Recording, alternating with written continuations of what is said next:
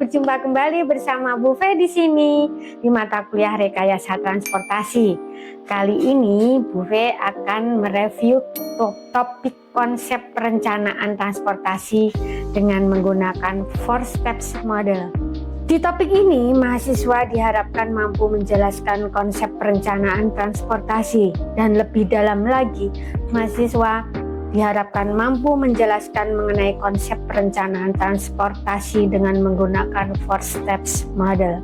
4 steps model selanjutnya dalam transportasi untuk memprediksi, menganalisis, dan merencanakan suatu transportasi dikenal istilah 4 steps model atau model 4 langkah sebagai dasar seseorang yang belajar transportasi, yaitu ada trip generation, yaitu perjalanan yang dibangkitkan, kemudian trip distribution, distribusinya, kemudian modal split, modal yang dipakai, moda kendaraan yang dipakai, kemudian trip assignment, rute yang dilalui.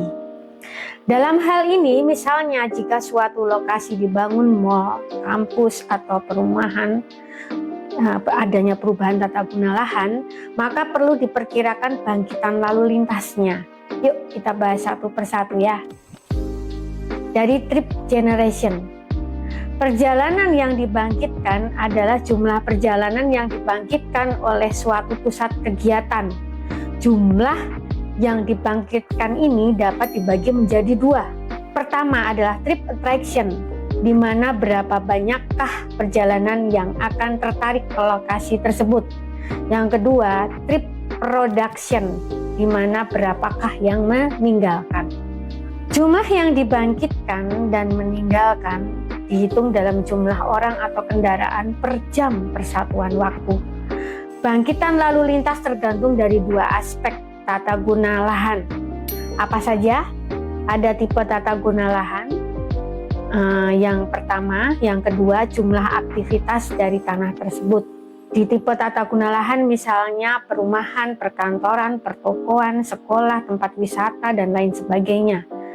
Untuk jumlah aktivitas dari tanah tersebut, mungkin macam dan banyaknya aktivitas yang dilakukan di daerah tersebut. Perbedaan tipe guna lahan akan menghasilkan tipe lalu lintas yang berbeda tentunya. Selain itu, tipe-tipe guna lahan yang berbeda juga bisa menghasilkan pola lalu lintas berbeda pula terkait dengan waktu aktivitasnya. Jika kawasan perkantoran akan menghasilkan lalu lintas pada pagi dan sore hari dengan teratur, sedangkan toko menghasilkan lalu lintas yang berfluktuasi sepanjang hari.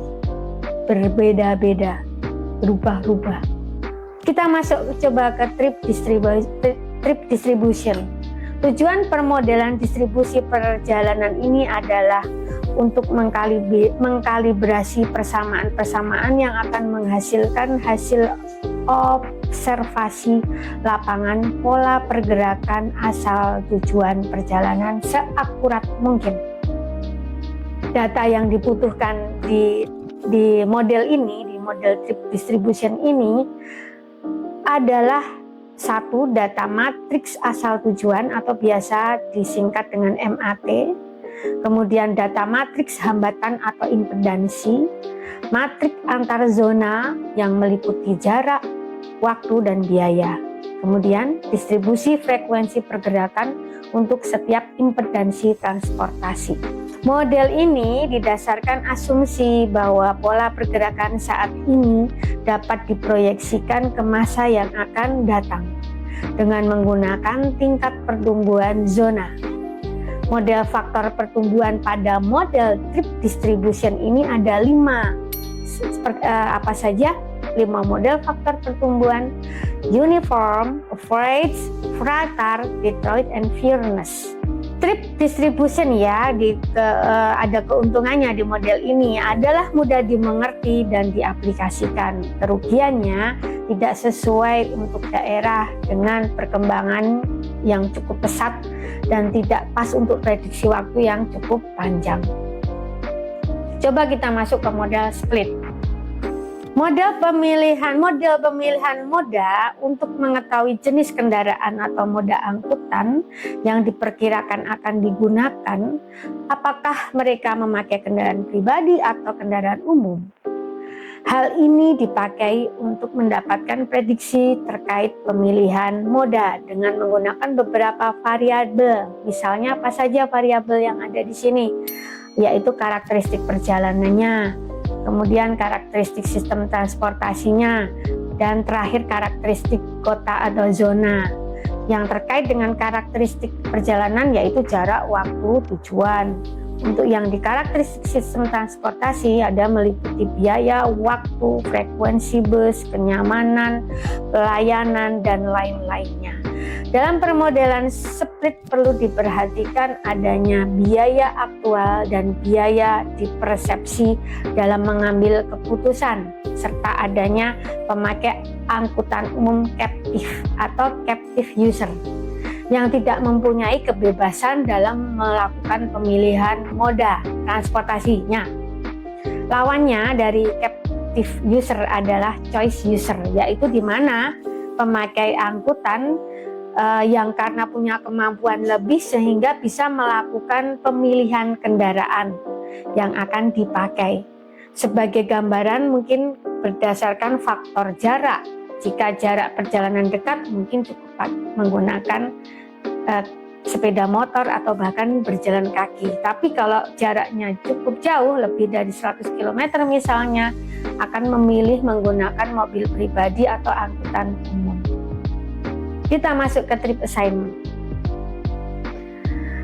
Pelimpahan rute adalah suatu proses di mana pergerakan antara dua zona untuk suatu moda tertentu dibebankan atau dilimpahkan ke suatu rute yang terdiri dari ruas-ruas jalan tertentu.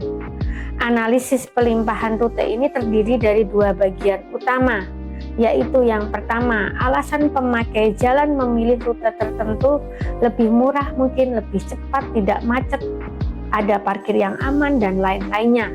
Yang kedua, pengembangan model yang menggabungkan sistem transportasi dengan alasan pemilihan rute. Pada alasan pemilihan rute ada 4 hipotesa yang menghasilkan model yang berbeda, yaitu all or nothing assignment, multipath assignment, kemudian probabilistic assignment, yang terakhir capacity restraint. Apa ini masing-masingnya?